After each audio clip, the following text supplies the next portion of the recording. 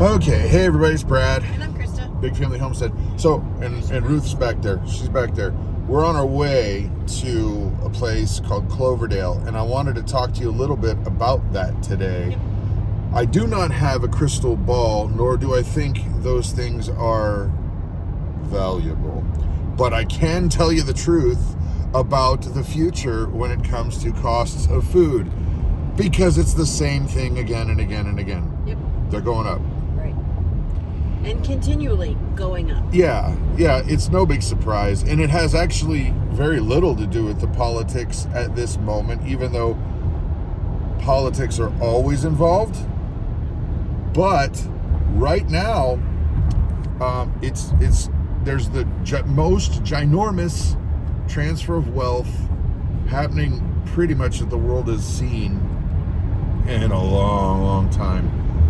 And it's called inflation, and it's called stagflation, and it's called the devaluing of the dollar, and yada, yada, yada. All of the things, they're all hitting you square in the pocketbook, and that's why I want to talk to you today.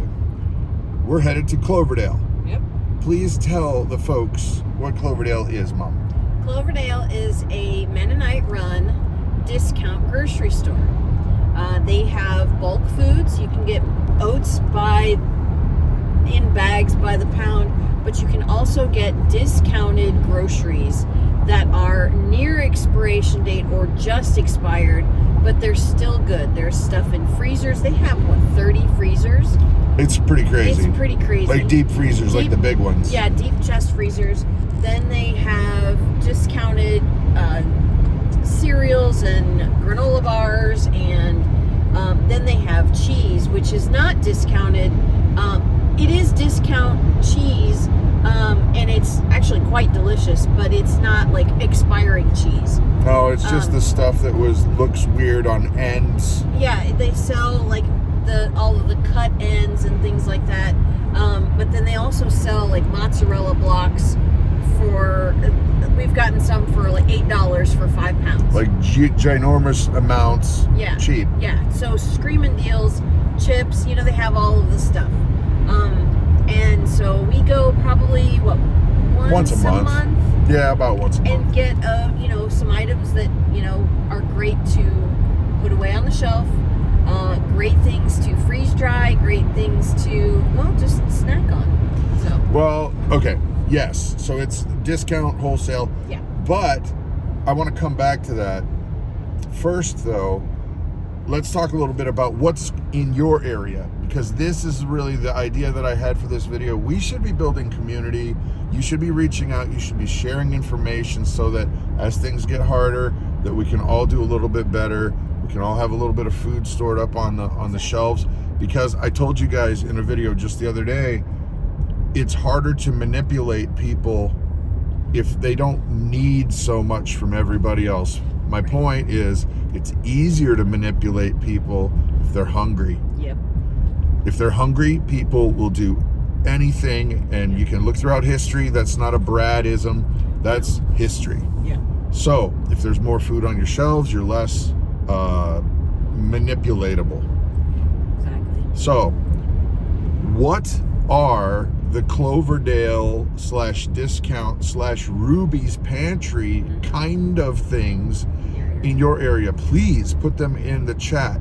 Yep. I'm going to have Christa please tell them what Ruby's Pantry is in a second, but make sure that you're putting what is available. Hey, in the state of central blah blah blah, right, whatever, this is what's around us. So around us, there's also a thing called Ruby's Pantry. Exactly. And there's Ruby's Pantry in different states, like it's in Minnesota and Wisconsin.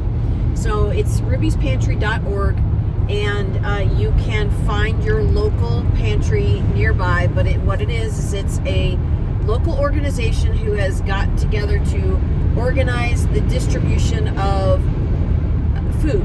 And you basically pay between $20 and $25 for 2 humongous store, bins. A grocery cart full, maybe? Yeah, I would say it's a grocery cart full. Not totally topped off, but a lot of food. Yeah, for between $20 and $25. And good stuff. Good stuff. And sometimes not just food, but like we've gotten office supplies before.